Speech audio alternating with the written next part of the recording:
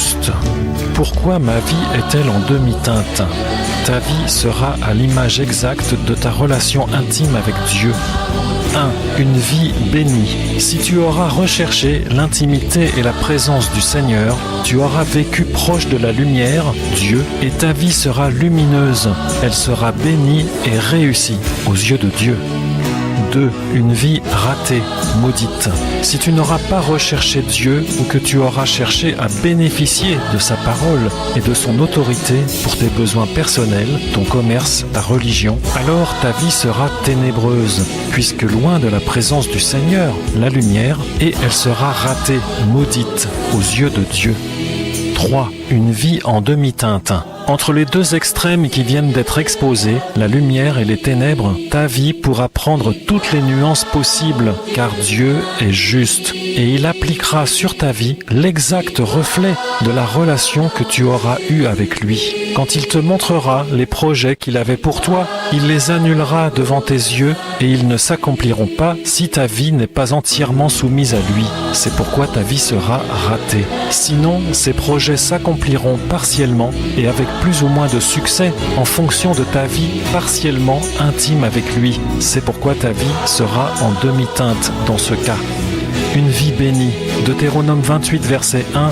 Or, il arrivera que si tu écoutes la voix de Yahweh, ton Dieu, et que tu prennes garde de pratiquer tous ces commandements que je t'ordonne aujourd'hui, tu seras béni en entrant et tu seras béni en sortant. Yahweh ordonnera à la bénédiction d'être avec toi, dans tes greniers et dans tout ce à quoi tu mettras ta main. Yahweh t'établira pour lui être un peuple saint. Yahweh te fera abonder de biens. Yahweh t'ouvrira son bon trésor pour bénir tout le travail de tes mains. Yahweh te mettra à la tête et non à la queue. Tu seras toujours en haut et jamais en bas lorsque tu obéiras au commandement de Yahweh ton Dieu. Une vie ratée, maudite. Deutéronome 28, verset 15. Mais si tu n'obéis pas à la voix de Yahweh ton Dieu, pour prendre garde de pratiquer tous ces commandements et ces lois que je t'ordonne aujourd'hui, tu seras maudit à ton entrée et tu seras maudit à ta sortie. Yahweh enverra sur toi la malédiction, la confusion et la ruine dans tout ce à quoi tu mettras ta main et que tu feras. Yahweh te frappera de folie, d'aveuglement et d'égarement d'esprit. Tu ne prospéreras pas dans tes voies et tu seras opprimé et dépouillé tous les jours et il n'y aura personne pour venir te sauver. Tu fianceras une femme, mais un autre couchera avec elle et la violera. Tu bâtiras une maison, mais tu ne l'habiteras pas. Tu planteras une vigne, mais tu n'en jouiras pas. Tes yeux le verront et tu n'auras aucun pouvoir en ta main. Tu deviendras fou à cause de ce que tu verras de tes yeux. Yahweh te frappera d'un ulcère malin dont tu ne pourras guérir. Tu engendreras des fils et des filles, mais ils ne seront pas à toi, car ils iront en captivité. L'étranger qui sera au milieu de toi montera toujours plus au-dessus de toi, et toi tu descendras toujours plus bas. Il sera à la tête et tu seras à la queue. Toutes ces malédictions viendront sur toi, elles te poursuivront et t'atteindront parce que tu n'auras pas obéi à la voix de Yahweh ton Dieu pour garder ses commandements et ses lois qu'il t'a ordonnées. Conclusion. Proverbe 16, verset 3. Recommande tes affaires à Yahweh et tes projets seront bien ordonnés. La connaissance de Dieu, sa relation intime, est la seule source de vie. La méconnaissance de Dieu constitue une mort dès cette vie. Amen.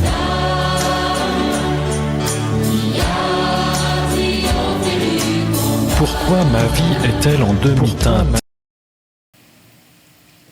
Veillez donc, puisque vous ne savez pas quel jour votre Seigneur viendra. Sachez-le bien, si le maître de la maison savait à quelle veille de la nuit le voleur doit venir, il veillerait et ne laisserait pas percer sa maison. C'est pourquoi, vous aussi, tenez-vous prêts, car le Fils de l'homme viendra à l'heure où vous n'y penserez pas. Matthieu 24, versets 42 à 44. C'était là. Et c'est encore là. La parole du Seigneur. Bien-aimés, bonjour et soyez bénis.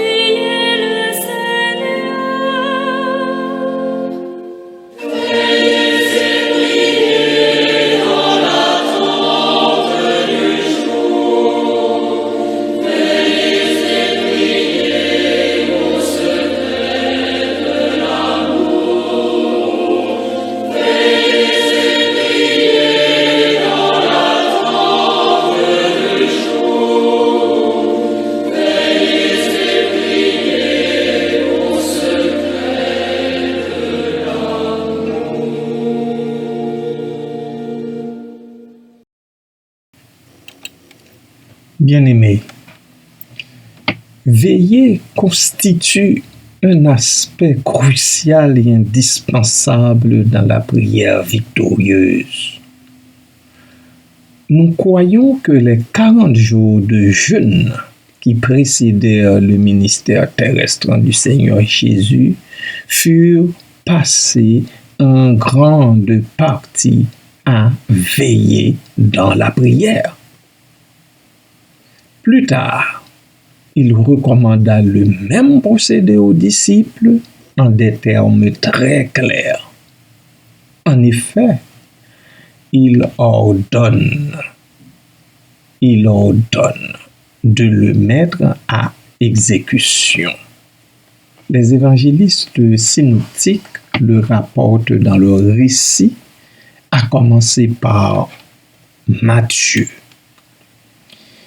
Matthieu chapitre 24, versets 42 à 44.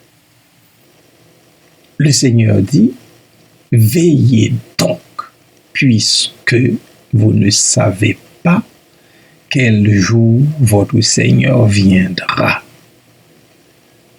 43. Sachez-le bien, si le maître de la maison savait à quelle heure, à quelle veille de la nuit le voleur doit venir, il veillerait et ne laisserait pas percer sa maison. C'est pourquoi, vous aussi, tenez-vous prêts, car le Fils de l'homme viendra à l'heure où vous n'y penserez pas. Bien sûr, certains peuvent dire, mais c'est un mauvais exemple. Le fait que le Seigneur a fait appel aux voleurs, le fait qu'il s'est servi de cet exemple pour parler de veiller. Mais écoutez, il s'est toujours servi des choses naturelles, je dirais même des bagatelles, pour que l'esprit humain saisisse ce qu'il veut dire. Toujours Matthieu chapitre 26, verset 41, le verset bien connu, il dit « Veillez et priez, afin que vous ne tombiez pas dans la tentation. » Bien sûr, l'esprit est bien disposé, ou bien l'esprit peut être bien disposé, mais la chair elle-même, elle est faible. L'esprit est bien disposé, mais la chair est faible.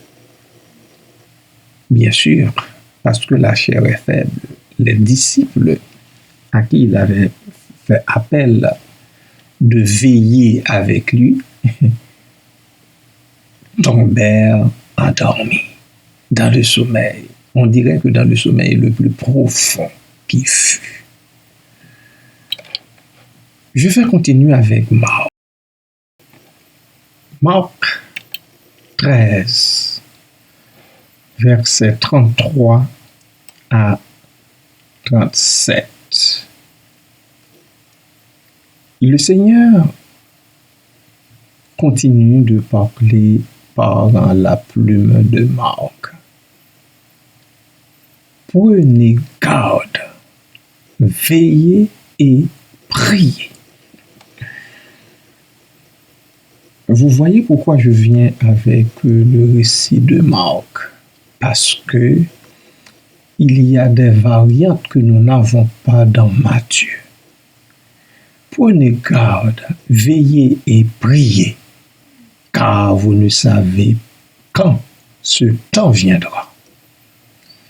Il en sera comme d'un homme qui, partant pour un voyage, laisse sa maison, remet l'autorité à ses serviteurs, indique à chacun de sa tâche et ordonne au portier de veiller. Vous voyez, Marc rapporte ici toute une suite. Verset 35. Veillez donc, car vous ne savez quand viendra le maître de la maison, ou le soir, ou au milieu de la nuit, ou au chant du coq, ou le matin. Verset 36. Craignez qu'il ne vous trouve endormi à son arrivée soudaine. 37. Ce que je vous dis, je le dis à tous, veillez. Amen. Ce que je vous dis, je le dis à tous, veillez. Telle fut la recommandation du Seigneur par la plume de Marc, bien-aimé de Dieu.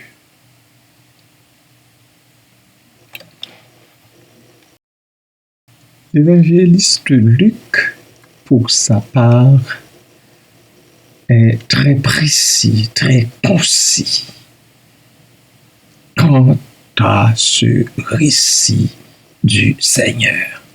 Il dit au chapitre 21, verset 36, « Veillez donc et priez en tout temps, afin que vous ayez la force d'échapper à toutes ces choses qui arriveront et de paraître devant le Fils de l'homme. » Luc 21, 36. Tous ces passages bien-aimés s'appliquent à la veille et à l'attente de notre Maître, le Seigneur de gloire qui revient. Ils s'appliquent aussi bien à nous comme disciples du Maître. L'apôtre Paul en parle aux églises également. Il en insiste même. Je soulignerai dans mes prochaines capsules les expressions de Paul. Pour aujourd'hui, retenez que vous devez veiller dans la prière, d'autant plus que vous ignorez le jour et l'heure où notre Seigneur reviendra. Oh, que le Seigneur daigne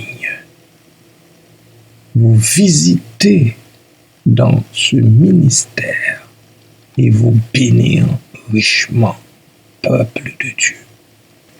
Seigneur éternel, Dieu 3 fois saint, permets-nous comme disciples de Jésus-Christ d'être à l'affût, Seigneur, de rester sur nos genoux tout en veillant et en priant. Parce que la victoire passe par là. Seigneur, merci pour ces paroles, merci pour ces récits. Merci, Seigneur, pour ces mots, Seigneur, pour ta parole qui dit toujours vrai, ta parole qui est la vérité même. Merci de nous la donner encore une fois. Merci pour la grâce, oh Dieu, que tu nous fais de pouvoir la lire et aussi d'essayer de la comprendre sous l'onction de l'Esprit Saint. Merci Papa, merci pour toutes tes riches bénédictions. Tant que nous respirons, nous ne cesserons de te remercier, ô Dieu, pour tes bénédictions sans nombre, pour les miracles qui sont opérés autour de nous, parmi nous, en nous, pour les prodiges, ô Dieu. Merci Papa, béni soit l'Éternel. Béni soit ton Saint-Nom, que toute louange, toute gloire revienne à toi seul, ô Dieu, parce que tu mérites la louange et la gloire qui montent du tréfonds de nos cœurs. Merci pour les bien-aimés malades qui ont été touchés ou qui sont en train, Seigneur, d'être touchés par toi, parce que, oh Dieu, c'est ton attouchement qui guérit, tout simplement. Merci pour ma sœur Rosa qui est chez elle dans son patelin. Seigneur, avec les membres de sa famille, parmi les gens de la maison de son Père. Merci pour la protection, la sécurité que tu lui donnes là-bas. Merci Père, merci de la ramener au milieu de nous en un seul morceau, le moment venu. Merci Père, béni sois-tu, loué sois-tu, ô Dieu, élevé, magnifié soit ton Saint-Nom par toute la terre, jusqu'au retour de Jésus-Christ. Amen.